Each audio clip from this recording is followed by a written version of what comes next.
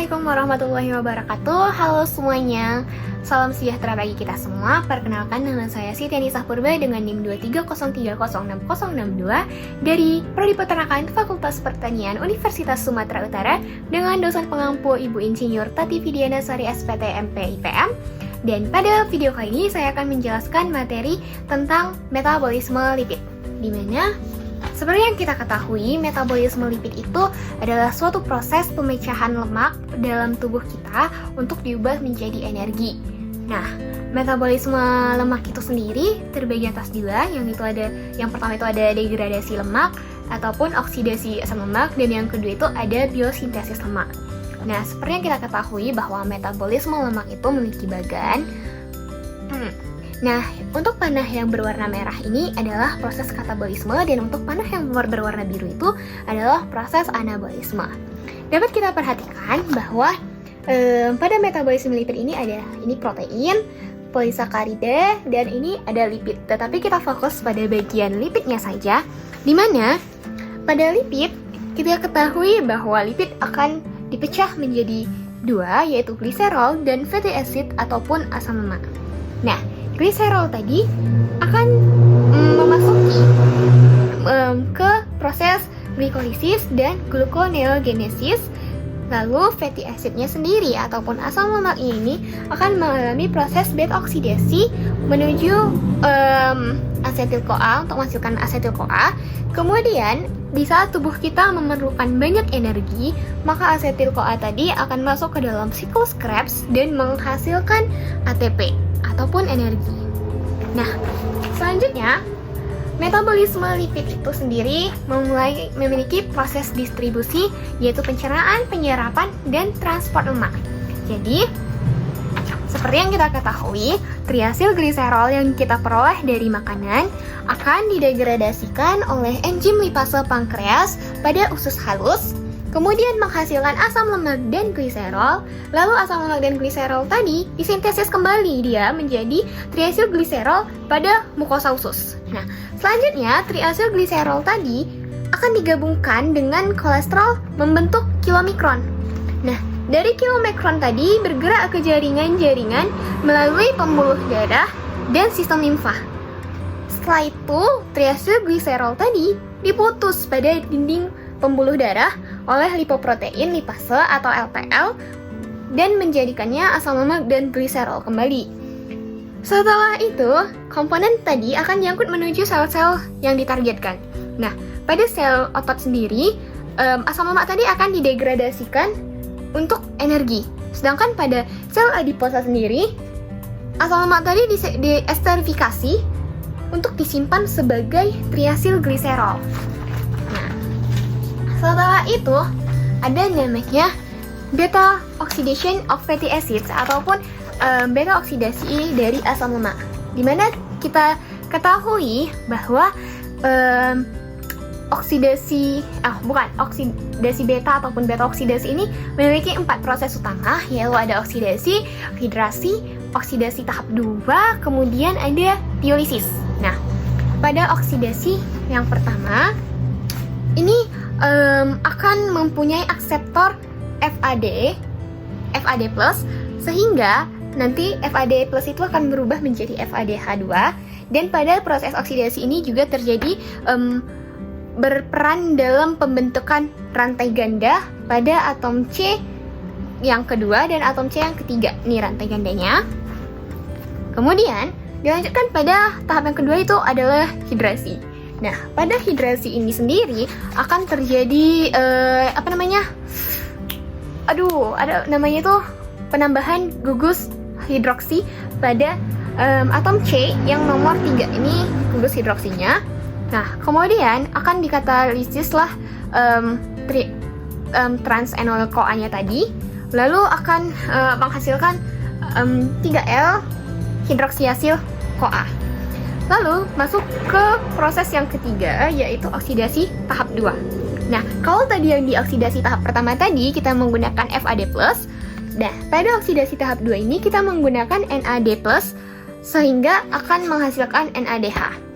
Nah, setelah itu pada oksidasinya tadi akan dikatalisis lah OH-nya tadi ini menjadi keton.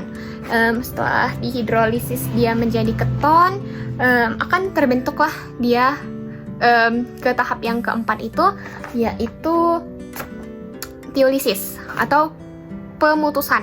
Nah, ini dia sudah diputusin dan ini adalah acetyl CoA formation-nya, dimana pada tiolisis ini tadi akan mengkatalisis pemecahan ikatan tioesternya sehingga tersisalah asam lemaknya ini. Nah, apa sih tujuannya dari beta oksidasi ini? Nah, seperti yang kita lihat tadi, tujuan dari beta oksidasinya ini yaitu menghasilkan FADH2, NADH, dan juga acetyl CoA.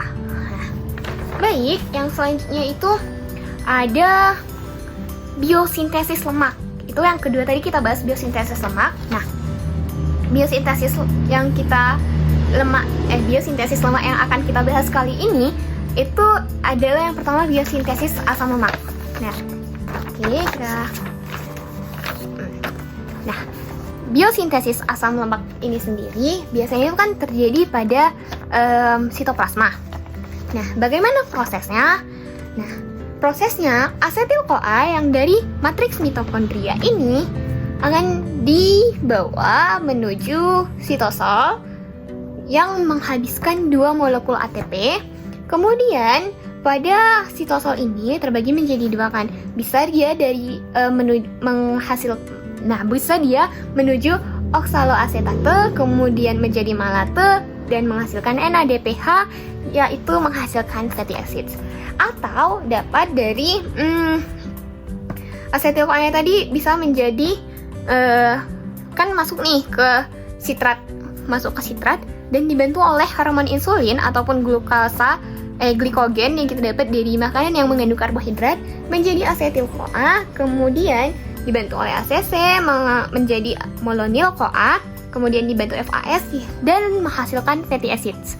Nah, sedangkan untuk selanjutnya kita bahas biosintesis triasilgliserol. Nah, pada sintesis triasilgliserol ini kan terjadi pada hepar dan jaringan adiposa. Nah, di mana kita ketahui bahwa asetil CoA ini akan pada triasilgliserol ini akan dibentuk dari monoasil glukosa kalau nggak salah ya.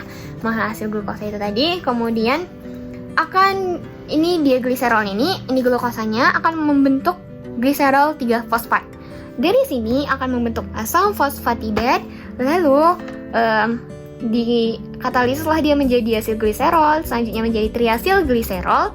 Lalu di triasilgliserol ini tadi akan menghasilkan 2 juga. Yang pertama itu VLDL, yaitu very low density lipoprotein, kemudian menjadi simpanan adiposa. Lanjut, kita akan membahas tentang biosintesis fosfolipid.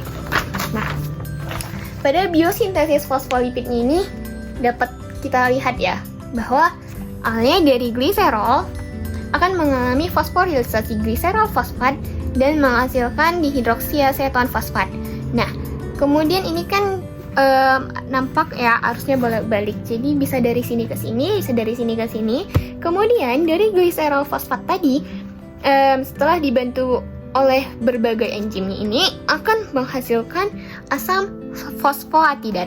Nah, selanjutnya kita masuk ke biosintesis kolesterol.